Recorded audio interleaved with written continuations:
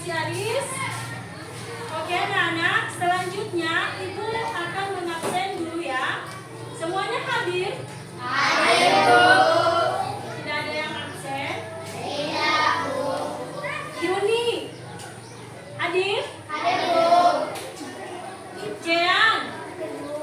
Oke, karena semuanya hadir, maka kita lanjutkan, yaitu kita hari ini belajar pada mata pelajaran pendidikan Pancasila, ya, dengan materi penerapan norma dalam kehidupan.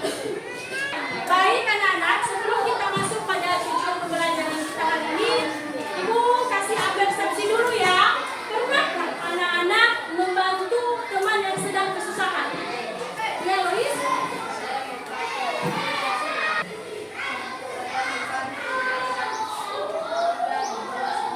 Oh, Lois pernah membantu Reza waktu bukunya sobek. Wah, luar biasa. Tepuk tangan tuh Lois dulu. Baik, ya anak-anak. Kalau teman kita sedang kesusahan, sedang mengalami seperti yang dialami oleh Reza kemarin, Lois membantu dengan menggantikan buku baru kepada si Reza. Kita harus memberikan bantuan kepada teman kita yang sedang kesusahan. Tujuan pembelajaran kita hari ini, tolong dilihat di atas. Nampak tujuan pembelajaran kita? Nampak, Bu. Nah, tujuan pembelajaran kita setelah mengikuti pembelajaran, siswa diharapkan dapat satu, menjelaskan kembali pengertian dan fungsi norma secara benar. Yang kedua, mengklasifikasikan jenis-jenis norma dengan contoh yang konkret. Yang ketiga, memainkan peran sosial yang menunjukkan penerapan norma. Dan yang keempat, menyampaikan refleksi sikap terhadap norma di kehidupan sehari-hari. Sudah dimengerti semua? Sudah, Bu. Baik, tentunya norma ini bukanlah hal yang baru kita dengar bersama-sama, iya kan? Tentunya dari kelas bawah juga kita sering mendengar norma itu. Siapa dulu yang bisa memberi kita pengertian apa itu yang dimaksud dengan norma? Ya, silakan Aris. Ya, betul. Tepuk tangan untuk Aris. Dan siapa juga yang bisa menyebutkan kepada kita apa saja fungsi norma itu? Ada yang bisa? Atau siapa yang bisa menyebutkan jenis-jenis norma? Salah satunya aja. Apa jenis-jenis norma? Satu aja atau dua? Ya, silakan Farel. Ya, betul. Tepuk tangan untuk Farel. Yaitu jenisnya salah satunya yaitu norma kesopanan. Baik, di sini ada pengertian norma, yang kedua fungsi norma. Mari kita lihat bersama ya.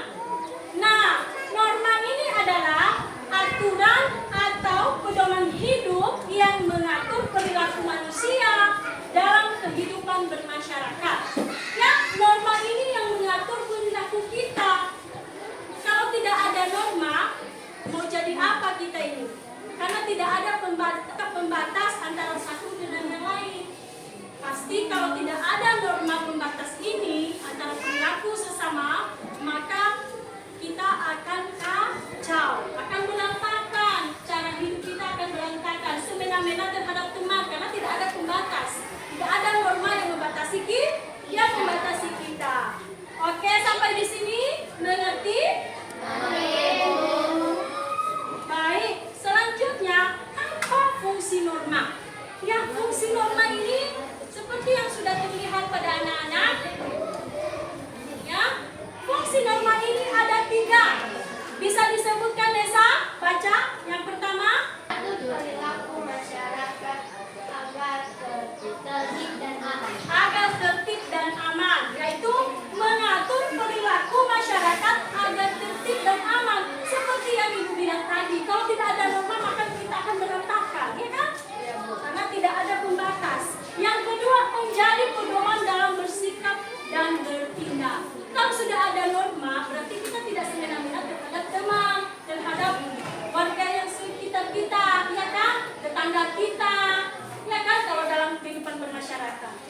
ketiga, menjaga kerukunan dan kedamaian bersama.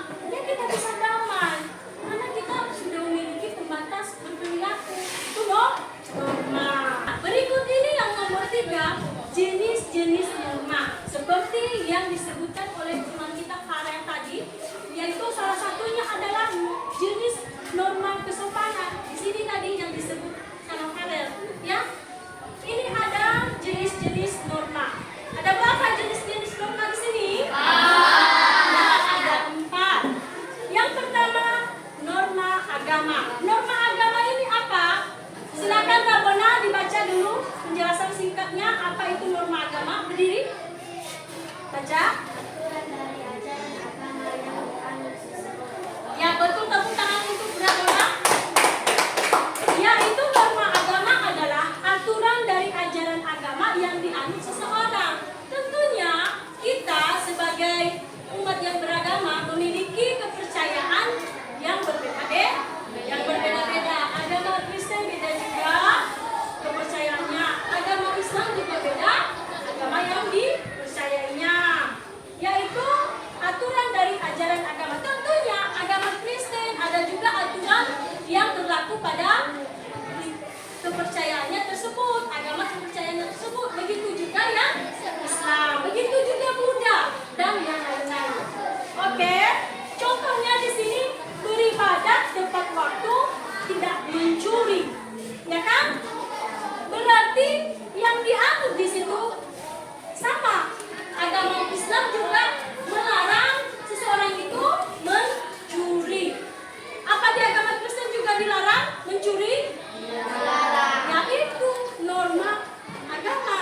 Karena dalam agama kita itu mencuri adalah berdosa.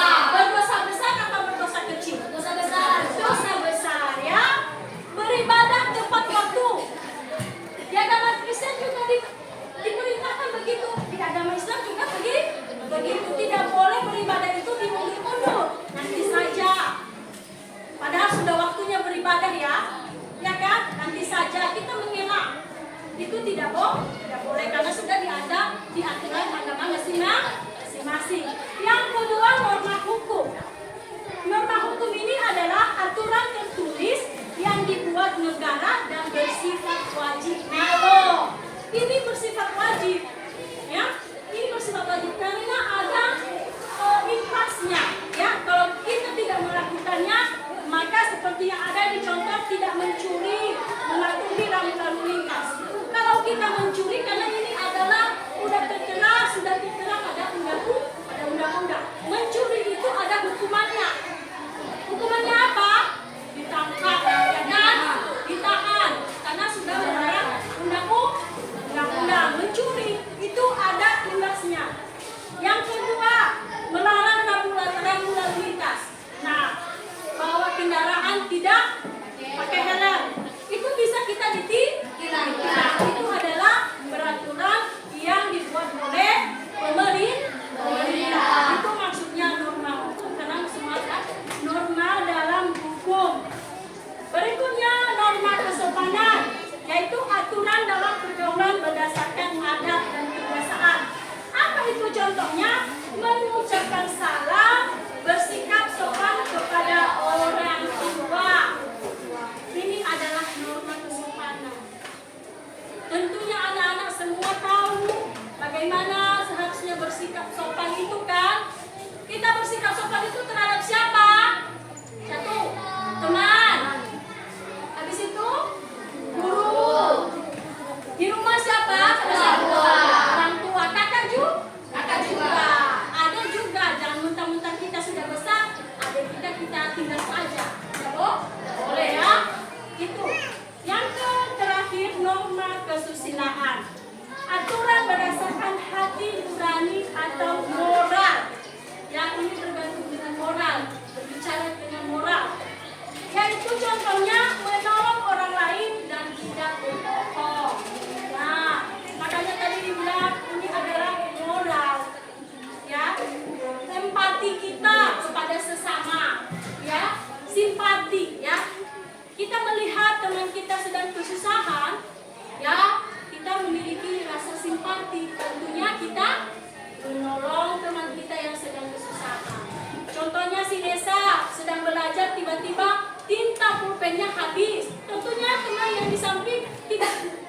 duduk diam saja, ya kan?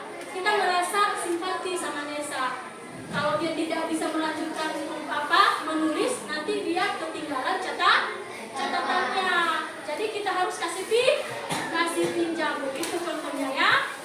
Baik anak-anak, yang keempat adalah penerapan norma dalam kehidupan sehari-hari. Dilihat bersama ya. Nah, sudah dilihat catatan ini? Nah, kalau di rumah ini tentang penerapan norma dalam kehidupan kita sehari-hari.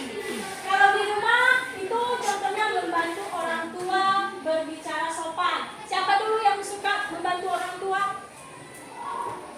Luar biasa ya. Oke. Si Nesa contohnya membantu orang tua apa saja di rumah?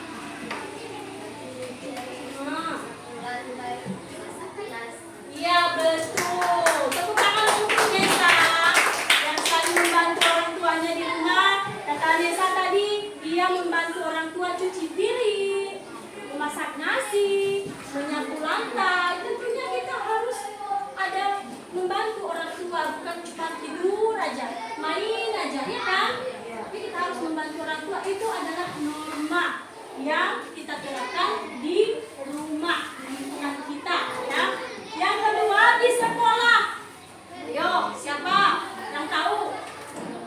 Lois, penerapan norma di sekolah apa aja contohnya? Sifat baik pada teman, ya, yaitu menghormati guru, ya, dan tidak menyontek. Ini sering ini kalau lagi ujian, apalagi kalau dikasih tugas di rumah, tidak mengerjakan dari rumah sampai di sekolah malah nyontek sama temannya. Bagus itu tidak? Tidak. Tentunya tidak.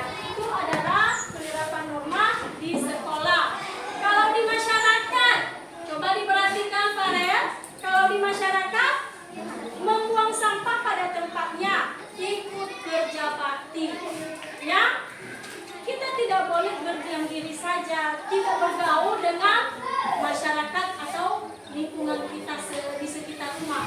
Tapi harus kita bersama-sama, ya. Kalau ada kerja bakti di daerah kita, kita harus juga ikut, ya, ikut bergotong royong, ya kan? Dan tidak membuang sampah. Contohnya kalau di rumah, kita selalu membuang sampah depan rumah orang. Itu bagus tidak? Tidak. Tidak boleh. Kita harus membuang sampah pada tempatnya. Karena kalau kita membuang sampah sembarangan, orang lain juga terganggu.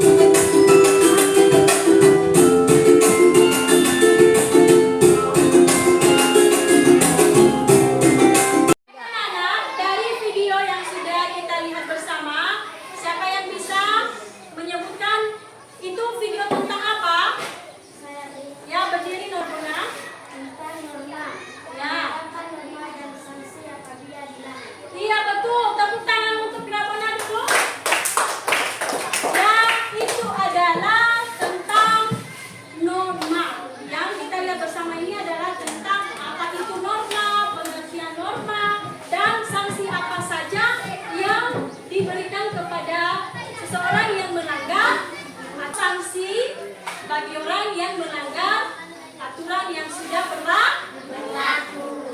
Baik anak-anak, sebelum masuk pada pembagian kelompok, masih semangat?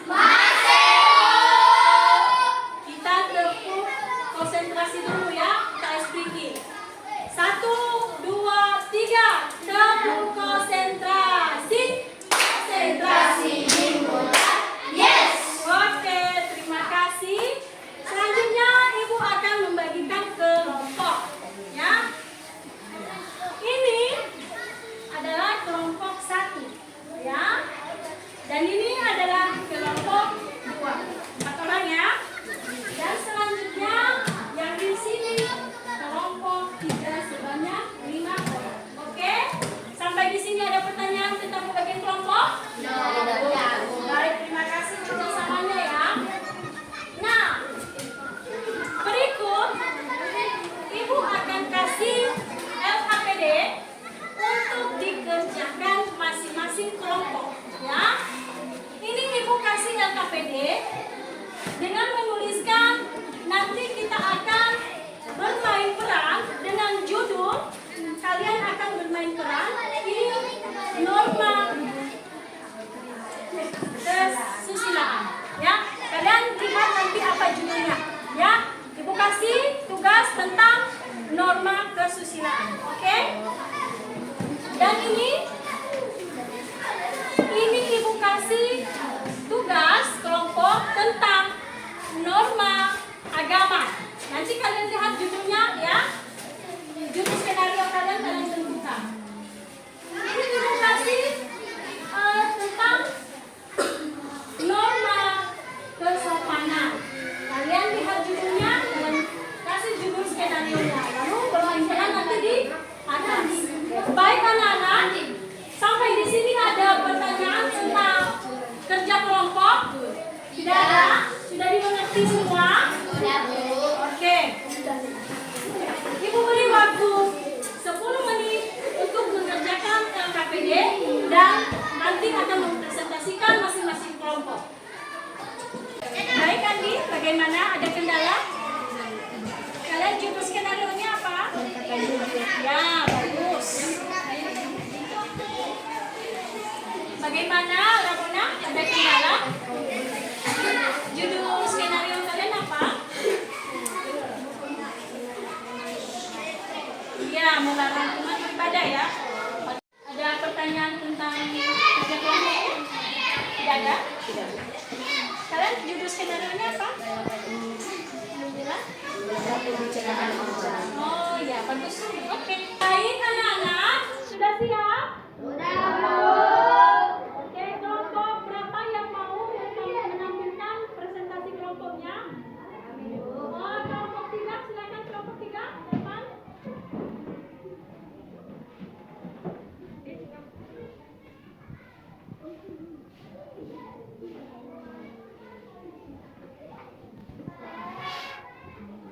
Silakan kelompok 3. Dari kelompok 3 akan dilakukan sebagai norma kesopanan contoh skenario menolak pembicaraan. Oke. Baik, silakan bermain perannya langsung ya. Kamu harus tahu waktu itu aku dihadirkan kehidupan untuk pembicaraan orang. Oh, aku tidak bermaksud begitu. Aku tidak tahu kalau mereka lagi bicara.